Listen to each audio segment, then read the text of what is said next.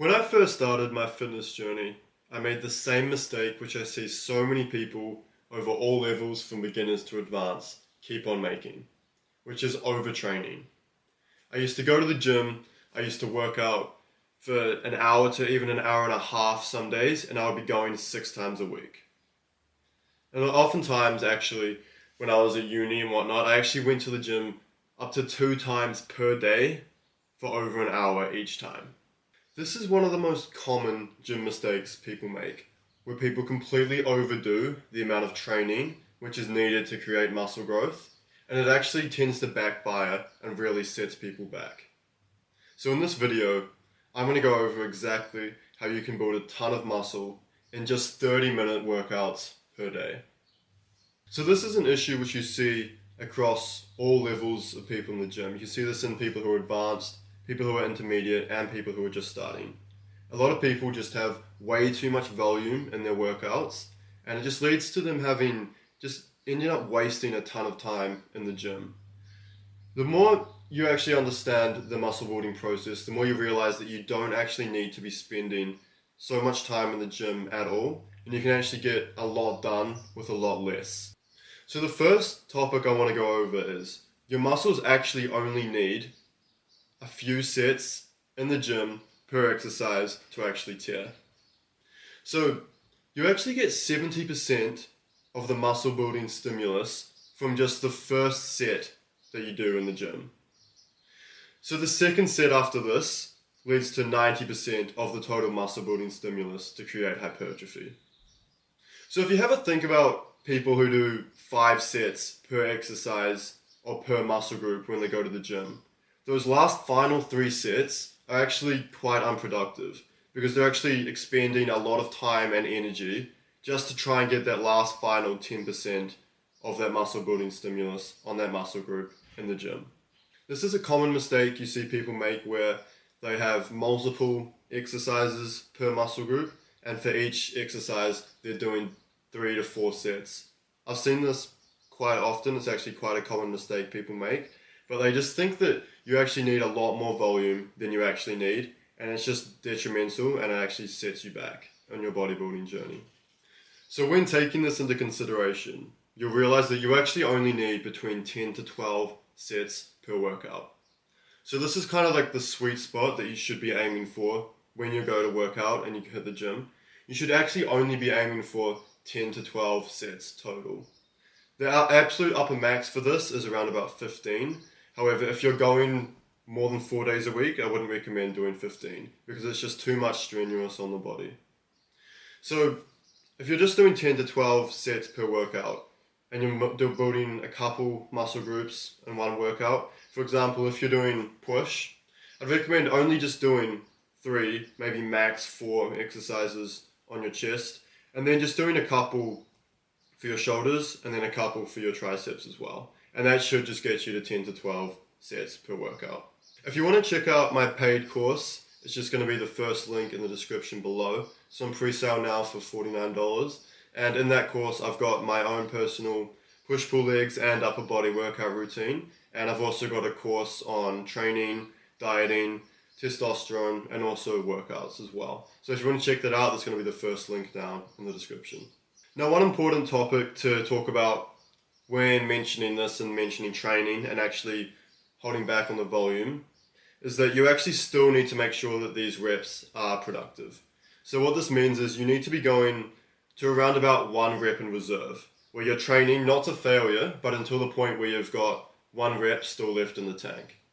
Now, the reason why you shouldn't go to failure is because if you're really grinding out and you're just really pushing out that last rep on each set, your body's just going to completely fatigue and get shut off a lot quicker, and it's just going to be detrimental to the rest of your workouts for the rest of that whole workout when you're in the gym. So every other exercise after that, every other set, it's just going to be way less productive and it's going to be less effective because you've just fatigued yourself early on in the workout.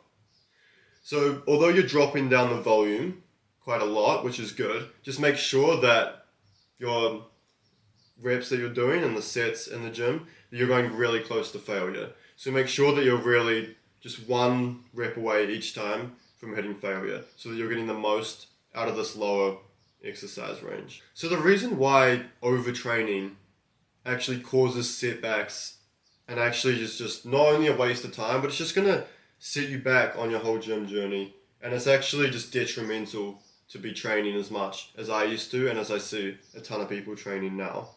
The reason for this is just because, first of all, it's going to create far too much fatigue. Now, when your body actually has this built up level of fatigue from overtraining, what's going to happen is you're going to carry over this fatigue into your next workouts after this. So, for example, if you're training push-pull legs, rest, and you're doing 20 sets per workout, one workout, and then you go in the next day and you're doing legs, or you're doing pull, you're actually really just going to be bringing over a lot of this fatigue. Your body's not going to be fully rested, and you're not going to be able to recover as well as you could have. So what this means is a lot of the exercises that you're doing in that next workout are just going to be so much less productive. Your body's going to be shot, you're not going to be fully recovered, and you're not going to be fully repaired, your muscles aren't going to be ready to go, and it's just going to lead to you kind of even just wasting even more time in the gym, because your next few workouts, you're going to be less motivated, you're not going to feel like going because your body's still sore, and at the same time you're going to have more muscle fatigue, which is just going to lead to less productive results in the gym. So this leads me on to my next point, which is that rest and recovery is actually one of the most important factors on your gym journey. So the analogy that I like to use is the sandpaper analogy. So say, for example, if you had a piece of sandpaper and you were rubbing it on your hand, what would happen is it would tear the skin on your hand and your skin would be damaged. So if you actually wait and you use the proper rest and recovery, you go through the proper processes until your skin's fully grown back, what's going to happen is your skin's going to grow back harder and it's going to grow back fuller. So it's going to be a lot stronger. So the next time when you rub the sandpaper on your skin, it's going to do the same thing, it's going to tear it again, but then with proper rest and recovery, it's going to grow back harder and stronger. However, if you were to actually go back and rub the sandpaper again on your skin before it had fully healed, what's going to happen is it's just going to keep getting weaker and weaker each time. It's going to cause a lot more damage to the skin cells, and it's just going to be so much less productive. So this is the exact same with hypertrophy. So this is how the muscle building process actually works. When you go to the gym, you're creating that muscle stimulus and you're creating that tear in the muscle. And then when the muscle building process happens, it's not actually in the gym, it's on your days off on the gym when your muscles are resting. Because this is where, with proper nutrients and recovery and rest, your muscle groups actually start to build back, and they build back stronger and thicker because they've undergone stress in the gym. So it's the exact same process here with sandpaper, rubbing that on your skin, and the muscle building process. You need to make sure that you're given the proper recovery time and rest time, which is therefore going to lead to you building muscle a lot faster. It's going to lead to you creating a lot more progress, and it's going to lead to your muscles coming back a lot stronger each time. So it's really important that you prioritize the rest and recovery periods in the gym. And this is why you should only really be doing 30 minutes a day max. So finally, I'll just go over a structure which I would do. For example, if I was going to the gym and I was doing a push day, I'd probably just do 2 exercises max for chest, and I might just do 2 sets each. So this would only be 4 sets total. So I might do incline bench press, and then I might just do dumbbell flat bench, or I could just do chest flies, for example. Then after that, I would probably just do triceps. You could either do 3 sets on one exercise, like a close grip bench press, which is going to work both heads, or you can do a superset with some kind of extension and some kind of pull down, just to make sure you're hitting both heads of the tricep.